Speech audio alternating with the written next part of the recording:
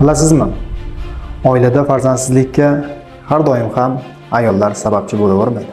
Varikatseli erkaklar bepushtligida eng ko'p uchraydigan yashirin sabablardan biri. Yaxshi xabar shundaki, marmar mikroxirurgik jarrohlik amaliyoti bilan bu muammoni samarali hal qiladi. Agar farzand ko'rishni rejalashtirayotgan bo'lsangiz, vaqtni boy bermang. Bundan-da qiziq videolarni o'tkazib yubormaslik uchun obuna bo'lishni unutmang.